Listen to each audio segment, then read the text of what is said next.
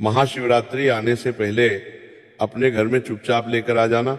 एक की ये छोटी सी गुप्त चीज, इतना पैसा आएगा कि संभाले नहीं संभाल पाओगे। 7 जन्मों की गरीबी दूर होगी और तुम्हें जिंदगी में कभी पीछे मुड़कर देखने की जरूरत नहीं पड़ेगी। भगवान शिव और मां लक्ष्मी का ऐसा आशीर्वाद प्राप्त होगा कि आपकी पूरी जिंदगी संवर जाएगी। जी हाँ दोस्तों, देखिए आज जिस गुप्त चीज के बारे में मैं आपको बताने वाला हूं वो चीज कोई साधारण नहीं है। इस चीज का उल्लेख ना तो शिव पुराण में मिलता है ना ही किसी शास्त्र में मिलता है, बल्कि ये चीज इतनी गुप्त है और इतने रहस्यमय है कि प्राचीन काल में कुछ विशेष ज्ञानियों एवं ज्येष्ठ मुनियों को ही इसके बारे में पता था और उन्होंने अपने कुछ खास जेलों को ही बताया था। तो दोस्तों, यदि आज ये जानकारी आपके कानों तक पहुंच रही है तो समझ जाइएगा कि साक्षात मां लक्ष्मी और भगवान शिव ने आपको चुना है और वे चाहते हैं कि आप अपनी फूटी किस्मत को संवार लो और अपनी बिखरी हुई जिंदगी को समेट लो। देखिए दोस्तों, महाशिवरात्रि कोई साधारण पर्व नहीं है, कोई साधारण त्योहार नहीं है, बल्कि ये वो समय होता है जब भगवान शिव जल्दी प्रसन्न हो जाते हैं और जब शिव खुश होते हैं तो उनके साथ साथ मां लक्ष्मी भी उस घर की तरफ देखने लगती है। जी हाँ, अब दोस्तों देखिए, जो गुप्त चीज मैं आपको इस वीडियो में बताऊंगा वो गुप्त चीज भगवान शिव के साथ सीधे माता लक्ष्मी से भी संबंध रखती है। तो आखिर वो गुप्त चीज कौन सी है, आपको कहां पर मिलेंगे और उस गुप्त चीज को आपको अपने घर में किस स्थान पर रखना है, कैसे रखना है, ये सब बातें मैं आपको इस वीडियो में बताऊंगा। लेकिन ध्यान रखिएगा दोस्तों कि इससे संबंधित कुछ विशेष सावधानियां और कुछ विशेष नियम भी मैं आपको बताऊंगा। इसलिए मेरी इस छोटी सी वीडियो को आप शुरू से लेकर अंत तक ध्यान से जरूर देखना। अगर आप अपनी किस्मत संवारना चाहते हैं तो देखिए, शिवरात्रि का महापर्व 15 फरवरी रविवार के दिन मनाया जाएगा। जी हाँ, अब दोस्तों आपको मैं बता देता हूं कि शास्त्रों और पुराने अनुभवों में बार बार बताया गया है कि शिवरात्रि से पहले घर में सही संकेत चला जाए तो किस्मत का रुख बदलने लगता है। ध्यान देना, यहां संकेत शब्द बहुत जरूरी है, क्योंकि भगवान बड़े दान या दिखावे से नहीं बल्कि छोटे और सच्चे भाव से खुश होते हैं। भगवान भोलेनाथ को भोला इसलिए कहा गया है क्योंकि समस्त देवी देवताओं में भगवान शिव सबसे भोले देव है। वे भक्तों की मनोकामनाओं को जल्दी पूर्ण करते हैं और भक्तों की ज्यादा परीक्षा नहीं लेते। जी हाँ, अब दोस्तों बहुत से लोग सोचते हैं कि पैसा आने के लिए बड़ा उपाय चाहिए, लेकिन ये सोच पूरी तरह से गलत है। बहुत लोग सोचते हैं कि बड़े उपाय करूंगा तो बड़ा पैसा आएगा, लेकिन सच यह है कि बड़े चमत्कार हमेशा छोटी छोटी चीजों से शुरू होते हैं। क्योंकि दोस्तों देखिए, उन छोटी छोटी चीजों में ही भगवान की दिव्य शक्तियां समाहित होती हैं। जी हाँ दोस्तों, शिव वैरागी है और उन्हें सादगी पसंद है और लक्ष्मी चंचल है, उन्हें स्थिरता पसंद है। तो जब सादगी और स्थिरता एक साथ किसी घर में देखती है तो मां लक्ष्मी उस घर में रुक जाती है। इसी कारण दोस्तों पुराने समय में शिवरात्रि से पहले एक बहुत ही साधारण लेकिन गुप्त चीज घर में लाई जाती थी, जिसकी कीमत आज के इस कलयुग में भी सिर्फ एक होती है, लेकिन उसका असर ऐसा होता है कि धीरे धीरे पूरे घर का माहौल बदल जाता है। पहले बेवजह का खर्चे कम होने लगते हैं, फिर रुके हुए काम बनने लगते हैं, फिर सम्मान बढ़ता है और उसके बाद पैसा आने के रास्ते खुलने लगते हैं। तो दोस्तों देखिए, इसे लोग बाहर से देखकर किस्मत कहते हैं, लेकिन असल में यह भगवान से की व्यवस्था होती है। असल में यह धन की देवी मां लक्ष्मी का आशीर्वाद होता है और भगवान शिव की कृपा होती है। क्योंकि जो उपाय आज मैं आपको बताने वाला हूं, उस उपाय में आपको सिर्फ सच्ची श्रद्धा रखना पड़ेगी, सच्ची आस्था रखना पड़ेगी और भगवान शिव के प्रति अटूट विश्वास रखना पड़ेगा।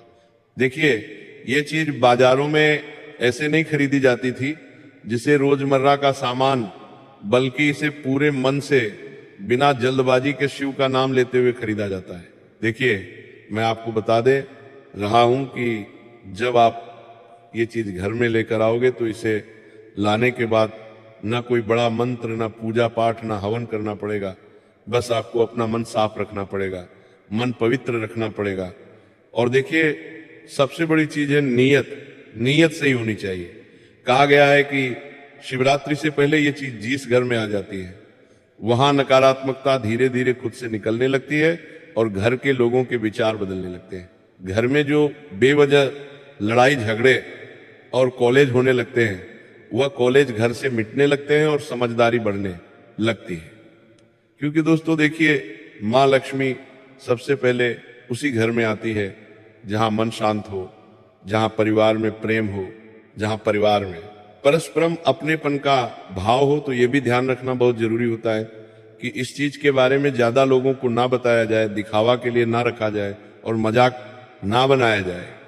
क्योंकि जिस गुप्त चीज के बारे में मैं आपको बता रहा हूं, अगर वह चीज आपने पहले से ही लोगों को बता दी, उसके बारे में बखान कर दिया, ढिंढोरा पिट दिया, तो वो छोटी सी चीज अपना असर नहीं दिखा पाएगी। क्योंकि ये चीज असर तभी करती है जब उसे सम्मान मिले। दोस्तों पुराने जमाने में लोग कहते थे कि ये चीज घर में आते ही तुरंत पैसा नहीं देती, बल्कि पहले घर को पैसा संभालने लायक बनाती है, घर में माँ लक्ष्मी की स्थिरता लाती है, और जब घर उस लायक बन जाता है तब धन अपने आप आने लगता है। अब देखिए दोस्तों, आपने यहां तक मेरी बातों को सुना, सुनने के बाद आपके मन में सवाल उठना बिल्कुल स्वाभाविक है कि आखिर वो कौन सी चीज है जो इतनी सस्ती होकर भी इतनी असरदार मानी जाती है, इतनी छोटी होकर भी इतने रहस्यमय मानी जाती है। तो अब देखिए मैं आपका ज्यादा वक्त नहीं लूंगा, आपको मैं बता देता हूं कि वह गुप्त बात अब मैं बताने जा रहा हूं। तो देखिए वो गुप्त चीज कोई महंगा रत्न नहीं, कोई तंत्र या ताबीज नहीं, कोई बीज नहीं, बल्कि सिर्फ और सिर्फ एक साबुत कौड़ी है। जी हाँ, वही छोटी सी सफेद कौड़ी जो पहले जमाने में पैसे की तरह चलती थी।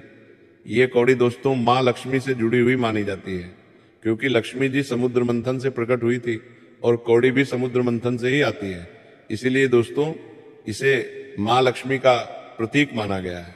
अब ध्यान से सुनिएगा कि जो बात मैं बताने वाला हूं वो बात अब यहीं से शुरू होती है। अब आपके मन में ये सवाल जरूर उठ रहा होगा कि महाशिवरात्रि का पर्व तो भगवान शिव से संबंधित है, लेकिन आप यहाँ पर मुझे कौड़ी का उपाय क्यों बता रहे हैं? तो दोस्तों ध्यान से सुनिएगा, जो चीज अब मैं आपको बता रहा हूं कि देखिए शिवरात्रि से पहले अगर एक साबुत, बिना टूटी हुई, बिना खंडित हुई एक की सिर्फ कौड़ी खरीदी जाए और उसे लाल कपड़े में बांधकर ऐसे स्थान पर रखा जाए जहां रोज का आना जाना होता हो, तो ये माँ लक्ष्मी को संकेत देता है कि ये घर स्थिर धन का सम्मान करता है। जी हाँ दोस्तों, देखिए आपको क्या करना है कि एक साबुत कौड़ी लेकर आनी है, उस साबुत कौड़ी को एक लाल कपड़े में बांधना है। जी हाँ दोस्तों, में अब ऐसे स्थान पर रखना है आपके घर में जहां पर आपका आना जाना होता हो। बस ध्यान रहे कि कौड़ी को गंदे हाथ से न छुए और उसे खेल की चीज ना बनाए और मन में घमंड ना आने दे। जी हाँ दोस्तों, अगर ये सभी सही भाव से किया गया तो शिव जी की कृपा से और माँ लक्ष्मी के आशीर्वाद से पूरे घर की किस्मत संवरने लगती है। अब दोस्तों देखिए, आपको मैंने जो चीज बताई है, जो क्रिया बताई है, ये तो बहुत साधारण है, लेकिन अब इस उपाय के नियम क्या कहते हैं ये जानना आपके लिए बहुत जरूरी है। क्योंकि बिना नियमों के किया गया उपाय, बिना सावधानियों के किया गया उपाय आपके घर को खोखला भी कर सकता है। अंदर से आपकी एक छोटी सी गलती माता लक्ष्मी के साथ साथ भगवान शिव को भी कष्ट कर सकती है। देखिए यहां पर बात ये जानना जरूरी है कि आखिर इस कौड़ी को आपको घर के किस दिशा में रखना है। उसके बाद इस कौड़ी का अंत में आपको क्या करना है ये बात मैं आपको बता देता हूं। अब दोस्ती देखिए, बात आती है दिशा की, क्योंकि दिशा हमारे शास्त्रों में बहुत महत्वपूर्ण बताई गई है। हमारे हिंदू सनातन धर्म में दिशाओं का भी विशेष उल्लेख गरुड़ पुराण में मिलता है। अब देखिए बात आती है दिशा की, जो सबसे ज्यादा जरूरी है। तो इस कौड़ी को कभी भी दक्षिण दिशा में नहीं रखना चाहिए। क्यों नहीं रखना चाहिए? क्योंकि दक्षिण दिशा यम और खर्च की दिशा मानी जाती है। देखिए सबसे अच्छी दिशा होती है उत्तर दिशा, क्योंकि उत्तर दिशा कुबेर की दिशा है और कुबेर जी का संबंध भगवान शिव और माता लक्ष्मी से विशेष माना गया है। देखिए कुबेर ही धन के देवता माने जाते हैं और कुबेर ही माता लक्ष्मी के वाहक भी माने जाते हैं। तो अगर आपके घर में उत्तर दिशा उपलब्ध न हो तो उत्तर पूर्व यानी कि ईशान कोण में भी इस साबुत कौड़ी को रखना बहुत अच्छा और बहुत उत्तम माना जाता है। देखिए दोस्तों, इंसान कोण ये दिशा भगवान शिव से जुड़ी होती है, और जब शिव की दिशा में लक्ष्मी का प्रतीक रखा जाता है तो भगवान शिव और माता लक्ष्मी दोनों की ऊर्जा मिल जाती है। देखिए, कौड़ी को ऐसे स्थान पर रखना है जहां रोज की जिंदगी चलती हो, जैसे ड्राइंग रूम का कोई कोना, घर का पूजा स्थान के पास का हिस्सा, या फिर उस अलमारी का ऊपरी साफ हिस्सा जहां पेशी से जुड़े कागज रखे जाते हो। लेकिन ध्यान रहे दोस्तों कि इसे जमीन पर नहीं रखना है, ना ही बाथरूम किचन के सिंक के पास या जूते चप्पल वाली जगह के पास रखना है।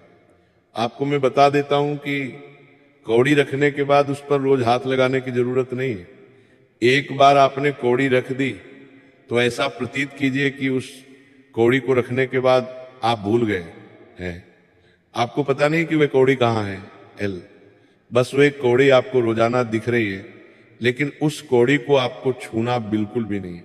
जी हाँ दोस्तों, बता देता हूं कि बार बार छेड़ने से उसकी जो स्थिरता होती है, उसकी स्थिरता में जो माता लक्ष्मी का वास करने लगता है वो कमजोर होती है। हफ्ते में एक बार या खासकर शुक्रवार के दिन उस कौड़ी को देख लेना और मन में धन्यवाद का भाव रखना काफी होता है। तो देखिए दोस्तों, जब शिवरात्रि से पहले का जो शुक्रवार आए उस शुक्रवार के दिन आपको इस कौड़ी को देखना है और भगवान शिव से प्रार्थना करनी है, माँ लक्ष्मी से प्रार्थना करनी है कि मेरे घर में हमेशा स्थिरता बनी रहे, मेरे घर में सुख, शांति और समृद्धि का वास हो दिखे। दोस्तों, नियम के बिना कोई भी उपाय फल नहीं देता है। हर उपाय के अपने कुछ नियम होते हैं, हर उपाय के अपने कुछ कायदे होते हैं। तो देखिए, सबसे पहला नियम यह है कि कौड़ी को कभी भी मजाक या दिखावे की चीज ना बनाएं, क्योंकि वो कौड़ी जो है उसमें भगवान शिव और माता लक्ष्मी का स्थायी निवास होने लगता है।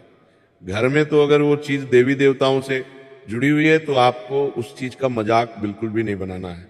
और देखिए, कौड़ी को किसी को ये ना कहे कि मेरे पास ये उपाय है, इससे पैसा आएगा, और इसे मजाक के दिखावे की चीज भी नहीं बनाना है, क्योंकि ऐसा करने से उसका असर धीरे धीरे कम हो जाता है।